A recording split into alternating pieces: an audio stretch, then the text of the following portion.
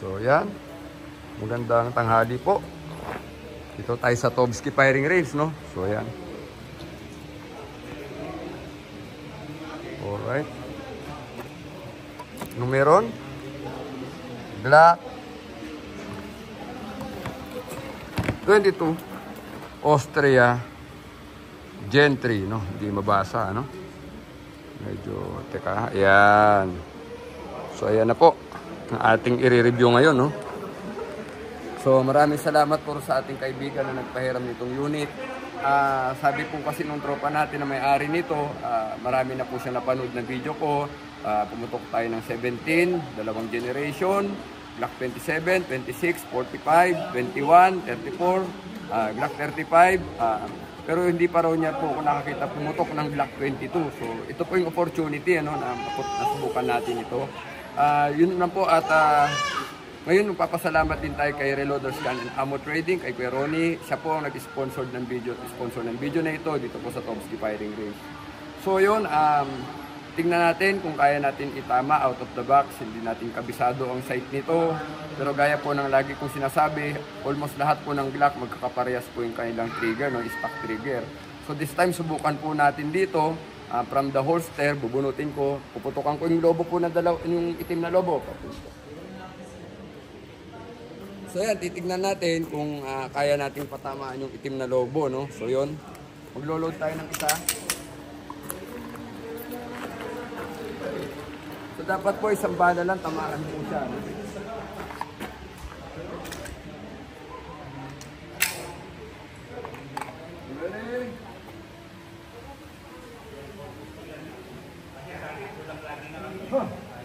Yan, gumagalaw po yung lobo, no? Medyo masaya-saya ito. Ayan, gumagalaw.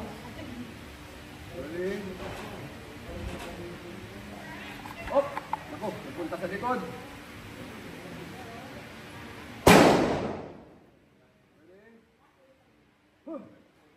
Talagang may trick yung ginagawa niya, pinagagalaw niya yung sarili niya, no? So yun, tinamaan po natin, ano? Mga around 7 meters, no? Isang bala, pero muntik na po yung pulang lobo. So sabi ko nga po, yung mga trigger po, I think parang lahat ata ng generation magkakaparehas po sila ng ano, no, ng Glock. So yan. Yun, mamaya puputok pa tayo, dudugtungan natin yung mga ano natin. Tignan pa rin po natin kung itatama natin ito ng maayos sa ibang drills. Maraming salamat po. So yan. So may 4 na balon tayo. Kailangan natin putukan po ito as fast as we can. So kailangan po mabilis. So yun po yung drill, no? 4 na balon, 4 na bala. Ready? Ready?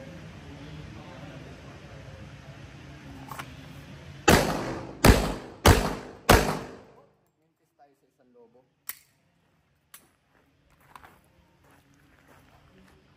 Bukan natin sa kamay yan. Ayaw tamaan ng dalawang kamay. So nagminti tayo sa isang lobo. Bukan natin sa strong hand. Ready? Up!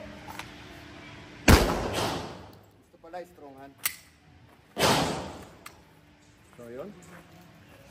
So yan, again may 3 balon, no? So yun, may 3 lobo. Kailangan po tag-isang bala lang natin patatamaan yung mga lobo po na yan. So thank you po Reloaders Guns and Ammo Trading, Kuya Ronnie Taruk, no, sa pag-sponsor po ng video na ito. So again, sabi ko nga po, yung mga bibili po na mga tropa natin, lalo yung mga member ng One Gun Pilipinas, may mga Generation 5 na Austria na po ang Reloaders Gun and Ammo Trading. So kung bibili kayo, magsabi kayo sa akin para makakuha tayo ng discount kay Kuya Ronnie. Maraming salamat po. Ayan. So tignan natin, patamaan natin kasi itong baril po na ito ay hindi atin, hiniram lang natin. This is Glock 22 Austria Gen 3 po, no? So, Brother Muhammad from Cotabato City, para sa itong video na ito.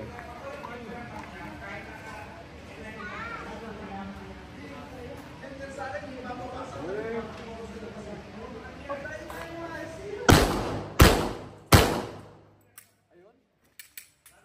So, yun. wala tayong mapuprove dito sa sa baril na to, na siguro may pipintas.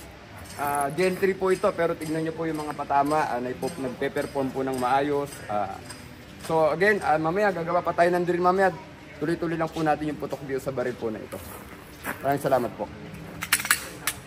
So ayan, anong objective nitong drill na ito, no? So this is extreme, no? Meaning, wala po tayong pwedeng barilin sa tatlong lobo na ito. Ito po ang target natin. Kailangan tamaan po natin ito nang hindi po tinatamaan yung tatlong lobo. So, hindi po tayo pwede magkamali. Bakit po natin ito ginagawa? Ito, siya nga pala, itong drill po na ito ay dinededicate ko sa aking isa sa mahusay kong estudyante na bagong estudyante ko from PSG, no? Si Sir Lieutenant Joed Ocampo ng Presidential Security Group. Bro, para sa itong drill na ito, no? So napakahalaga nito, very critical, no? Alin dyan sa tatlong lobo hindi natin pwedeng barilin. Yung ulo lang po ng board na yon ang dapat nating barilin at isang bala lang po dapat tamaan natin. So yun, ito. So very critical, no? So yan, sorry po, nakalimutan ko yung baril, kukunin ko muna doon.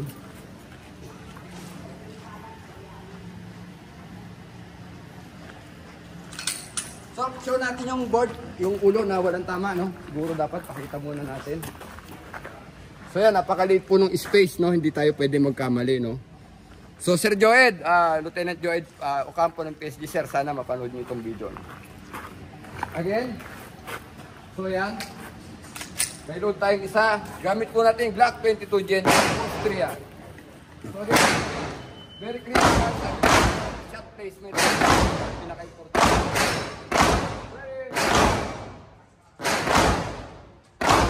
Gumagalaw pa ang lobo, no?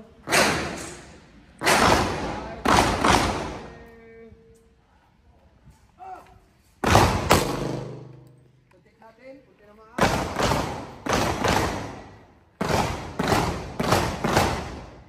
So yun po patama, no?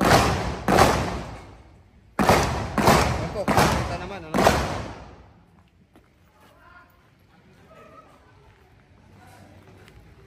So ulitin natin, isa pa. So again, ganun pa rin po. Kailangan walang tamaan sa tatlong lobo na ito. This time, lalagyan natin ng galaw, no? Mag-offset ako.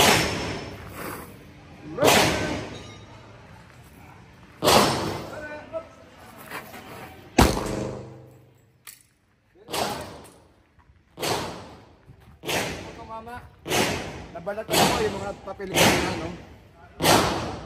So, Lieutenant Joed Ocampo ng Presidential Security Group. Susunod po, gagawin niyo po itong drill na to. Napakahalaga nito, very vital po, lalo po pag mga dikit-dikit na yung tao. Para wag po tayo mag-hesitate, sigurado po tayo sa confidence natin. At alam natin, kaya nating itama ang bala. Kahit po magkakadikit na ganyan, kaya nating patamaan. So yun lang po, magandang hapon. Salamat po sa nagpahiram ng ating Gen 3 Austria na Glock 22. Reloaders Gun and Ammo Trading, salamat po sa sponsor vlog po na ito. Tobski Firing Range, maraming salamat po sa accommodation. Magandang hapon po. One Gun Pilipinas. So, yan again, may tatlong balon, no? So, yun, may tatlong lobo. Kailangan po, tag-isang bala lang natin patatamaan yung mga lobo po na yan. So, thank you po, Reloaders Guns and Ammo Trading, Kuya Ronnie Tarok, no, sa pag-sponsor po ng video na ito. So again, sabi ko nga po, yung mga bibili po na mga tropa natin, lalo yung mga member ng One Gun Pilipinas, may mga Generation 5 na Austria na po ang Reloaders Gun and Ammo Trading. So kung bibili kayo, magsabi kayo sa akin para makakuha tayo ng discount kay Kuya Ronnie. Maraming salamat po. Ayan. So tignan natin, patamaan natin kasi itong baril po na ito ay hindi atin, hiniram lang natin. This is Glock 22 Austria Gen 3 po, no? So, Brother Muhammad from Cotabato City para sa itong video na ito.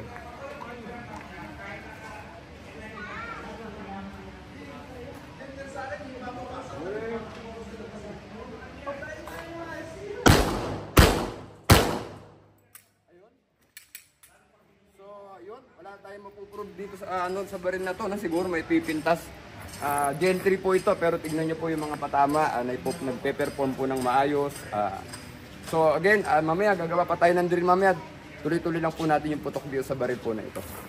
Maraming salamat po. So target board clear. Target board clear. Target board clear. So double tap po, no? Susubukan natin, bibilisan natin magkakasunod na tama. Tignan natin kung kaya po talaga nating bilisan pa.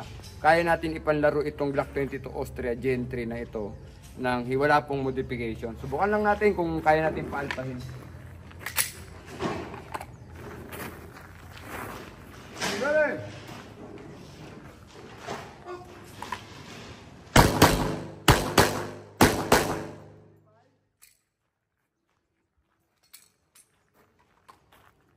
So, lumabas sa tacker line, Alpha Charlie, Alpha Alpha, Alpha Alpha.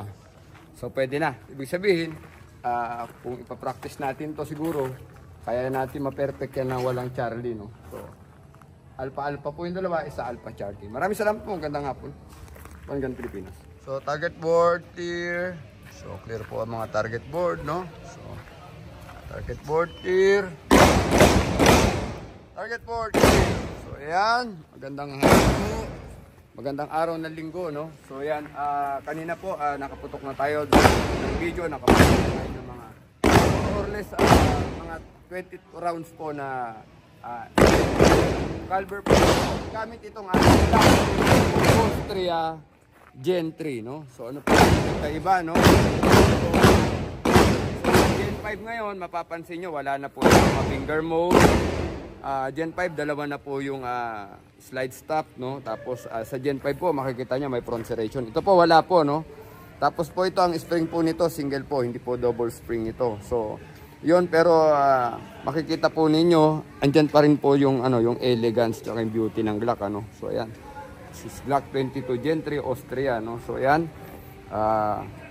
Sabi ko nga po, yung sa mga previous video, yung trigger po ng Glock talaga, hindi po talaga nun ka-smooth kumpara sa ibang mga striker fire pistol. But yun na nga po yung mga disadvantages, kaya po ang iba bumibili po ng mga tinatawag na aftermarket trigger. Ano po, no? Trigger system para po mas lumambot po yung trigger. Pero sa akin po, yung cons po nito ng Glock na matigas yung trigger o hindi ganun ka-smooth, gawin po natin itong advantage natin. Bakit ko sinasabi ho ito? Usually, alam nyo ho, kapag ang trigger po ng baril ay hindi po ganun kaganda at nasanay po kayo. So, yung disadvantage, gawin yung advantage, katulad po sa akin. So, dahil po ang trigger hindi po ganun ka-smooth, minaster ko po yung trigger. So, that is why kahit ano pong Glock ang gamitin, wala po akong problema. At kahit striker fire ng baril, itinatama ko po. How much more po yung mga baril po na may mga trigger jab o mga galaw. So, yun po yung ibig ko sabihin, yung mga disadvantages ng baril, gawin po natin na advantage po natin, ano. So, ayan. So, again, tinignan natin yung mga target board, no? Kung puro na wala silang tama. So, gagawin natin yung usual na draw and fire po natin na ginagawa natin. So, gawin natin sa 5 meters siguro. Load. Ready? Up. Tama, no? Right. Up. Ayan. Verify. Dali lang po. Natin yung sabihin natin. Ito yung unang tama. Tumama sa taas. So, sa second board, tingnan, makikita natin yan. Again, using our eye focusing technique. Concentrate. Uno ng target. Ready. Up.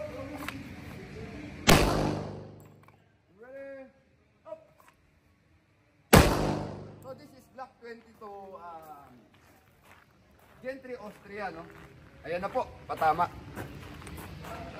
So, doon nagkamali tayo ng konti. Ito na i-correct natin yung sarili natin. Pero this time sana po walang lalabas dito kasi sa pangalawang board maganda na, no? So again, holster. Using our eye focusing, ang mata natin nandun lang sa ulo. Pagbunot natin ng baril, itatapat na lang natin yung front sight, dapat po tumama. Ready, up! Up! So yun.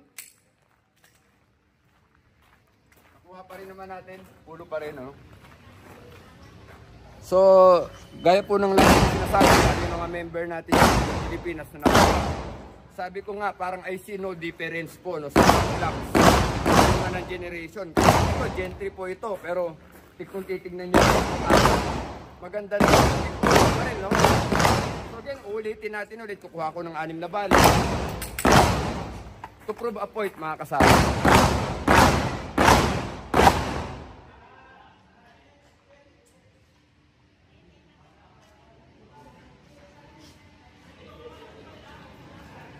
So ulitin ko po, ang Glock po na ito ay hindi sa akin, ano? Ito ay pinahiram ng ating member para subukan po niya yung ating skill sa Glock 22, no? So yan po, kanina mga 20 plus bala, plus itong pinutok nating 6, ayan na po yung patama. Kanina binaril natin agad sa lobo kahit di natin kabisado yung sight, tinamaan natin, yung kandila, 2 bala, tinamaan natin. So ayun. Again. Ready? Up! So yun. Ready? Up! Yun. So, nagsing ganon, no?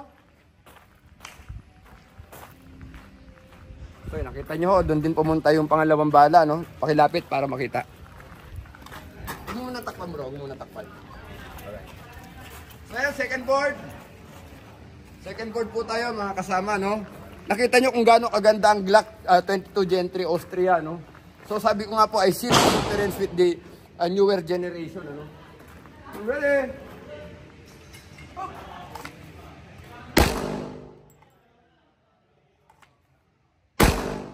Verify po. Ganun pa rin, gumanda na, gumanda, patama. So ayan, Glock 23 to Gen 3 Austria. So last board, tingnan natin kung magmimintis tayo.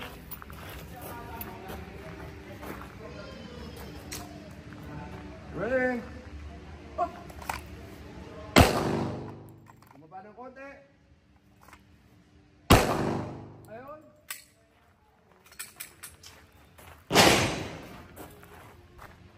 So draw and fire drill po yan. Subukan natin, patatakpan natin doon sa ating kasama yung mga board. Accuracy shot, 6 na bala, hindi po tayo magdo-draw and fire. Putok lang po tayo, take time. Bang, bang, bang, bang, bang, bang. So yan po, kukuha po ako ng bala. Bro, patakip. Putulin ang video.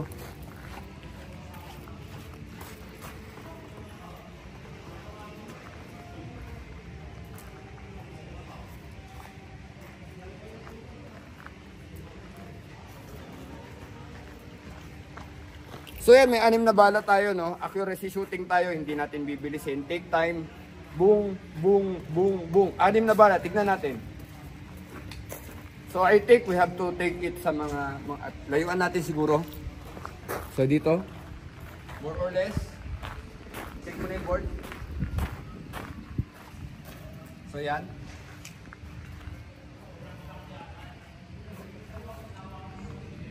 Alright, sige. Pero ang target natin yung gitnang board lang, ma'am. So, okay. Sige, dito sa likod. So, accuracy shooting, tingnan natin ha. Yung take time lang tayo, hindi na tayo mag-draw and fire. Tutok lang tayo. Tingnan natin kung kaya natin pagdikit-dikitin ang balance.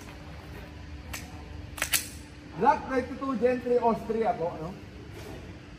Gen 3 Austria.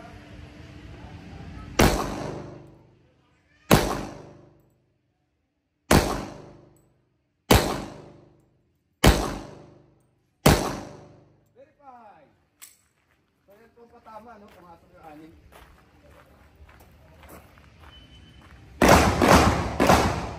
So Brother Muhammad, Cotabato City, parang tama yung iyong pinag-uusapan. So walang difference para sa atin yung any generation. Sana generation. So this is Gen 3, no? So mga tropa sa Pilipinas, hindi kayo ng Glock, kay Reloaders Gun and Ammo Trading, meron po tayong Gen 5 na Austria ngayon. So yun, contact lang po kayo sa akin, mga tropa sa One Gun Pilipinas, para po makakuha tayo ng kaunting discount. Maraming salamat po, magandang hapon. Tobsi Firing Range po, One Gun Pilipinas.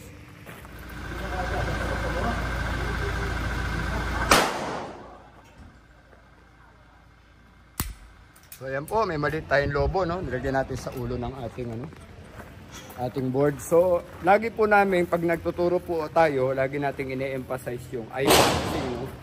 So, bigyan ko kayo ng glimpse kung ano po yun.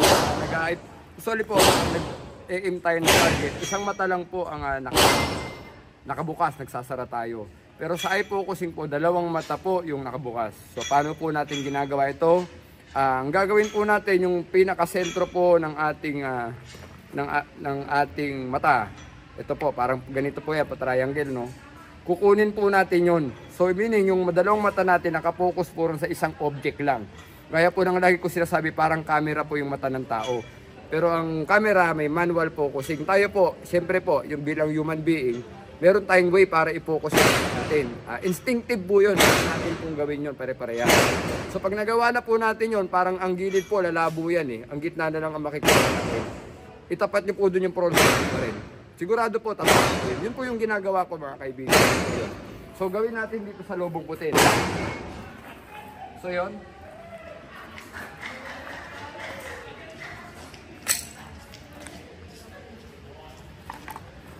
So, yan po. Nakapokus na po yung mata ko doon sa puting target, no? Yan.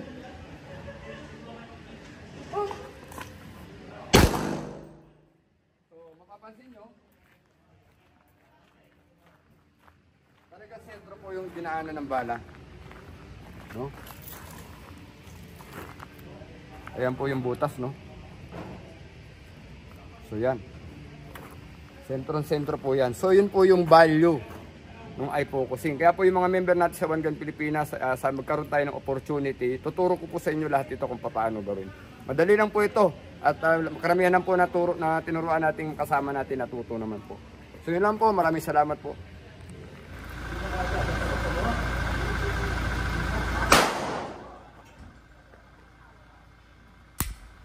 So target board clear. Target board clear. Target board clear. So double tap po, no. Susubukan natin, bibilisan natin magkakasunod na tama. Tignan natin kung kaya po talaga nating bilisan pa. Kaya natin ipanlaro itong Glock 22 Austria Gen 3 na ito nang hiwala pong modification. Subukan lang natin kung kaya natin paalpahin.